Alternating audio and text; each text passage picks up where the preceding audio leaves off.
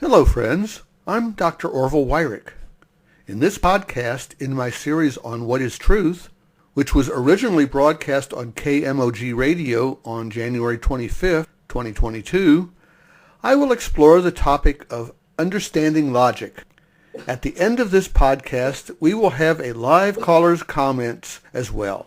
So let's get started. It's been said that Abraham Lincoln had great rhetorical skills as a lawyer and as a politician. And the reason he was so good at giving persuasive arguments was he studied the Greek mathematician's writings, Euclid.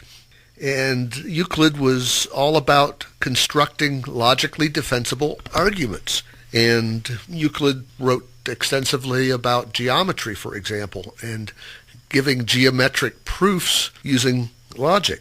So it was good for Lincoln, good for Euclid, and it's good for everybody to be able to think logically.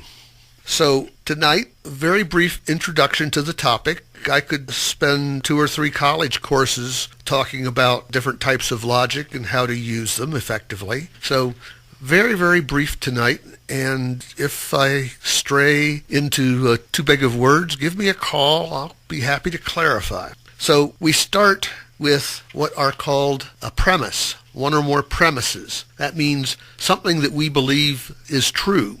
And we use things that we think are true to apply logic to come up with new ideas that we think are also true. And if our starting premises are all true, and we use good logic that doesn't have flaws in it, then whatever conclusions we come to, we say, are also true. So let's see how that works. For example, if John is taller than Mary, that's a premise. John is taller than Mary, and Mary is taller than Sue. That's another premise. Then, using logic, we can say, therefore, John is taller than Sue, and that is logical. So that's a logical argument. So 2 premises, and then a logical operation that combines the 2 premises, and then the conclusion. John is taller than Sue. Okay, since we're on a theme of COVID tonight, let's talk about a logically invalid argument. So here's a true premise. Ivermectin can be used to treat worms in horses. That's true. People are not horses. That is also true. Therefore, people should not take ivermectin. That is not logical. Why is it not logical? Actually, the first premise that ivermectin can be used to treat worms in horses, that is only half true. That's half the truth. And if something is half true, that means it's half a lie or half false. So what's the real truth here? If we're talking about people and horses, which is what we're talking about here, we should talk about people and horses. So the whole truth is ivermectin has been approved by the FDA to treat parasites in horses and in humans. That is the correct starting premise that includes everything that we're talking about, both the animals, the horses, and the people. So from that, we can use logic to say ivermectin has been approved by the FDA to treat parasites in humans also. If it can be used for both horses and humans, then we can say ivermectin can be used to treat humans. And here's another premise that's true. Any drug that is approved by the FDA for one purpose can be prescribed off-label to treat other conditions if there's a reason to believe it may be helpful.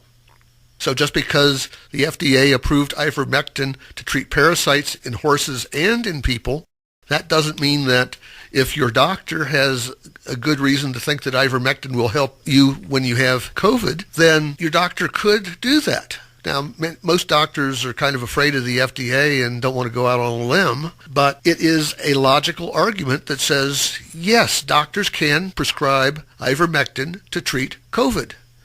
And the doctor who treated President Trump included ivermectin in the treatment that President Trump received. So it can be done. And the original argument that basically is ivermectin is for horses, people aren't horses, therefore ivermectin is not for people, that was a what we call a invalid or a fallacious argument. And so that's kind of the way we have to look at picking arguments apart. And it really helps to write down what you think is true step by step. And this is what kids should be learning in school, how to construct a logical argument. But unfortunately, that doesn't seem to be being taught anymore. So as a society, if our kids aren't learning to think logically, how are they going to grow up and vote logically and make wise decisions about the future of our country? We've got to get logic back into the schools. So that's why I'm on this crusade of what is truth.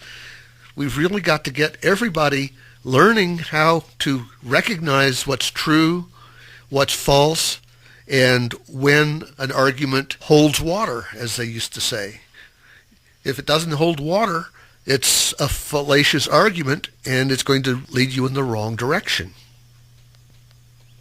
So here's another example of an argument. And this is a logically valid argument, but when I get done stating the premises, might have people crawling out of the telephone, jumping in my face, saying, "No, you can't say that." So here are the two premises. First premise: the mother will be happy if the baby stops crying. Will you accept that premise? Most people will. Okay, here's another true premise. The baby will stop crying if it dies. And at this point, when I do this in a classroom, the people start to squirm and, you can't say that. That's awful that you would say that. But it's entirely logical. And both premises are true. But again, are we missing something here? Let's try again. The real first premise should be the mother will be happy if the baby stops crying and doesn't die. Will you accept that premise? Yeah, it's longer, wordier, but it includes everything that we're talking about, because we're talking about both babies dying or not dying and babies stopping crying or not stopping crying. So our premises have to cover the waterfront, if you will, have to include all relevant details. Second premise, the baby did not die. Therefore, we can say the mother will be happy if the baby stops crying, because, as we just said, the baby didn't die. And here's another premise that you'll hopefully accept. The baby will stop crying if it goes to sleep. So finally, therefore, the mother will be happy if the baby goes to sleep. That is a complete logical argument that I think that everybody listening will agree with. But you have to look at the premises and make sure that they're not just half true, half the truth. As I've illustrated a couple of times with the ivermectin for horses and the baby stopping crying if it dies. Now, if I had presented those two original premises in the opposite order, nobody would have let me get past the first premise, that if I say the baby will stop crying if it dies first, and then try to say the mother will be happy if the baby stops crying and dies, then people won't let me get away with that.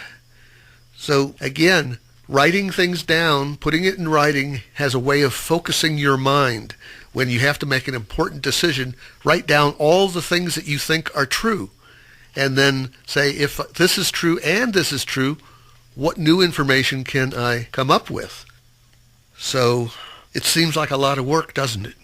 But it becomes easier with practice. And with practice, you don't even have to think that much about it. And you become more sensitive to when somebody is being logical or illogical. You're never too old to learn, but you do have to practice. And looks like we have a call. Caller, go ahead. Yes, thank you for that amount of time you spent speaking about logic. I'm a former high school teacher myself, and I know a lot of what you said is absolutely true. We've lost that ability. I think the difficult thing in our society today is so few people are willing to listen to an alternative view, or they want their own set of facts without having to deal with, they close you out if you have a different view than they do. Right. I think we lose a lot of ground in our society because of that one factor. Yeah, I think it was Mark Twain that said that it's not what you don't know that gets you in trouble as much as it is what you think you know that is wrong. Yeah. That ain't so is the way Mark Twain phrased it, I believe. Yes, I believe that's true too. But and I think you're right about we need to get it back into the school. There's too many people today think if the guy has a white coat on and he has a background in science, and whatever he tells me must be the truth, and I shouldn't question it. Right, right. So just wanted to throw that out there. Well, I appreciate the support. Thanks for calling in. And never too late to do a little bit of tutoring on the side. There you go. Thanks. Okay. You have a good day. Hey, friends. Thanks for listening. Stay tuned for further What is Truth podcasts. If you like what you have heard, please like me on YouTube and other social media. Share with your friends and subscribe to my What is Truth playlist on YouTube. Please also post your comments on YouTube. I look forward to hearing from you and responding. You can find more material on my website, drweyrich.com, in the Multimedia Archive. That's drweyrich.com. Thanks for listening. Yours truly, Dr. Orville Weyrich.